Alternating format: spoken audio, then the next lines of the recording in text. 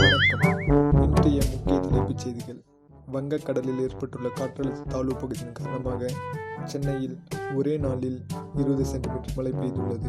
மழையின் காரணமாக சென்னை முழுவதும் வெள்ளக்காடாக காட்சியளிக்கின்றது. வீடுகளுக்குள் வெள்ள நீர் புகுந்ததால் மக்கள் அவதிக்குள்ளாகியுள்ளனர். வெள்ள பாதிப்புகளை பற்றி களத்தில் செய்திகளோடு பேச உள்ளோம். சொல்லுங்கள், கேக்குதுங்களா? ஹலோ, அங்கே என்ன நிலவரம்? ஹலோ, தொடர்பில் இருக்கீங்களா? ஹாய், கால் பண்ணு. Okay bye.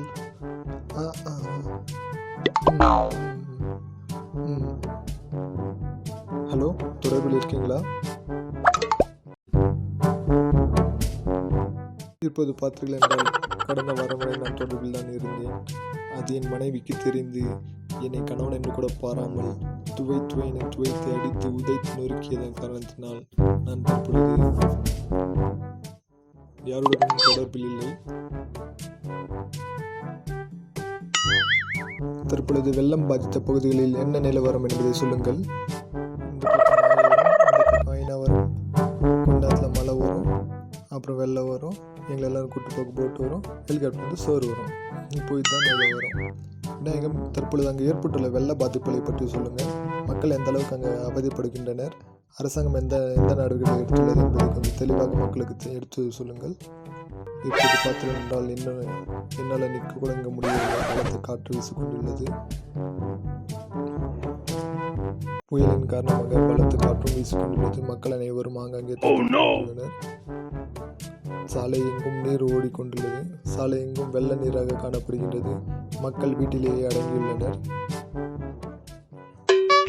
மேலும் இதே நிலை நீடித்தால் மக்கள் நிலைமை என்னவாக இருக்கும் என்பதை, மக்களின் வாழ்க்கை மோசமாக மாறிவிடும் என்பது மட்டும் தெளிவாக தெரிகின்றது. இது வேற. ஒளிப்பதிவாளர் கோகுலுடன் விநாயகம். மழை நீர் வடியும் வரை மக்கள் வீட்டிலே இருக்கும் உண்மையை உடனுக்குடன் தெரிந்து கொள்ள தொடர்ந்து இணைந்திருங்கள் VS21 நியூஸ் சேனலுடன். நன்றி, வணக்கம். என்ன மழை ஒரே கச கால் வைக்க முடியலையா? அடே கோதாவரி, இந்தடி இந்த காய்கறி எடுத்து உள்ளவி. மறுபடியும் நான் மார்க்கெட் அனுப்பிச்சேன். வச்ச மேலே உசுரோட பார்க்க முடியாதுரி. ஃபுல்லாக மழை பெஞ்சு வெள்ளமாக இருக்கு. ஒரே மழை, ரோடெல்லாம் மழை, வீடெல்லாம் மழை. ரோட்டில் தான் தண்ணி இருக்குன்னு பார்த்தா இப்போ வீட்டுக்குள்ளேயும் தண்ணி வந்துடுச்சு. அட மழையே, உனக்கு மனசாட்சி இல்லையா? அப்படியா வச்சு செய்ய. எங்கே தண்ணி கிடைக்கவே இல்லை. ஹலோ சார், கொஞ்சம் தண்ணி பிடிச்சிக்கிட்டுங்களா? அதெல்லாம் முடியாது, கொஞ்சோண்டு தண்ணி தான் நான் கேட்டேன். சார், நீங்களாச்சும் கொஞ்சம் தண்ணி குடிப்பீங்களா? அதெல்லாம் இல்லை, கிளம்பு. என்னடா ஆளாளுக்கு துரத்துறீங்க? அட மழையே, உனக்கு மனசாட்சியே இல்லையா? தண்ணி இல்லாமல் இவ்வளோ கஷ்டப்படுறோமே. என்ன ஒரு லீக்காக கூட காணோம். கிளினிக் ஆரம்பித்து 1 வாரம் ஆச்சு, ஒரு பேஷண்ட்டை கூட காணோம். தங்கத்துக்கும் என்ன பண்ணுறோம் தெரியலையே.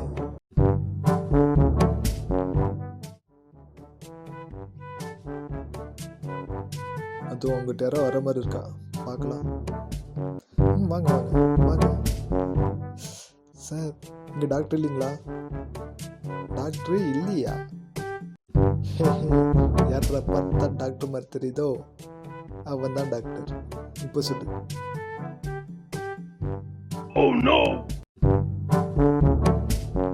டாக்டர் கேட்டால் இருக்க இல்லைன்னு சொல்லி தேவையில்லாம பேச. நீங்க தான் டாக்டரா? ஐயோ, சத்தியமா நான் தான். என் டாக்டர் என் கெட்டப்பா பார்த்தா தெரியலையா? உட்காரு, உனக்கு என்ன பிரச்சனை சொல்லு. முதல்ல உட்காரு. சரி, கோவப்படாதீங்க, பொறுமையாக கேர்ஃபுல்லாக இருக்கும். சொல்லுங்கள், உங்களுக்கு என்ன ப்ராப்ளம்? டாக்டர், மழையில் நினைச்சு ஃபுல்லாக ஜுரம் அடிக்குது டாக்டர். ரொம்ப குளிர் அடிக்குது டாக்டர்.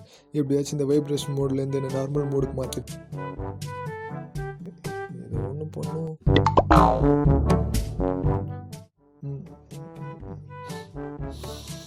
நல்லா மூச்சை மேலே இழுத்துடுங்க. கொஞ்சம் ரைட்டில் பாருங்க, அப்படியே கொஞ்சம் லெஃப்டில் பாருங்க.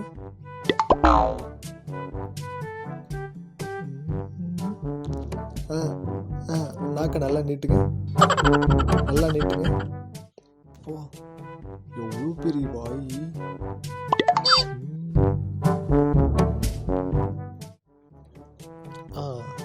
உங்களுக்கு ஜுரம் வந்திருக்கு. இந்த கரும்பு தானே நான் இந்த டேப்லெட்ஸை காலையில் ஒரு வாய், மதியம் ஒரு வாய், நைட்டு ஒரு வாய் சாப்பிடுங்க, சரியாக போயிடும்.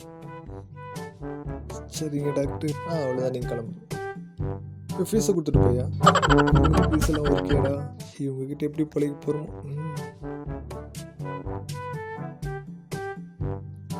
ஹலோ மாமா, எப்படி இருக்கீங்க? நான் நல்லா இருக்கேன். நீங்கள் எப்படி இருக்கீங்க? ஆமாம்மா, போன வாட்டி உங்களை புல்லட் ஒன்று வாங்கி தர சொல்லியிருந்தேன்ல. ஆமாம்மா, இப்போ அதை கேன்சல் பண்ணியிருக்கேன். ஆமாம், நான் இப்போ ஒரு 200cc போட் ஒன்று ஆர்டர் பண்ணியிருக்கேன். இப்போ இனிமேல் அதில் தான் போகலான்னு இருக்கேன் மாமா. ஆமாம், இன்னும் போகிற போக பார்த்தா போட்டு தான் மாமா போகல. மழை தான் நம்மளை டிஸ்டர்ப் பண்ணுதுன்னு நம்ம நினச்சிட்டு இருக்கோம். ஆனால் உண்மை அது இல்லை. நம்ம தான் அதோட வழித்தடங்களை ஆக்கிரமிப்பு பண்ணியிருக்கோம். அதுக்கான வழியை நம்ம ஒதுக்கிட்டோன்னா அதனுடைய வழியில் அது பாட்டுக்கு போயிட்டே இருக்கும். நமக்கு எந்த ப்ராப்ளம் வர்றதில்லை. அதோட வழித்தடங்களில் நம்ம ஆக்கிரமிப்பு பண்ணி அதுக்கு தடையாக இருக்கிறதால தான் இப்போ மழை தண்ணி எல்லாமே ஊருக்குள்ளே வருது. மழை தண்ணி போகிறதுக்கான வழியை உருவாக்கணும்னா நமக்கும் எந்த ப்ராப்ளமும் இல்லை. மழை நீரையும் நம்ம நல்லா சேகரிக்கலாம். நன்றி, வணக்கம்.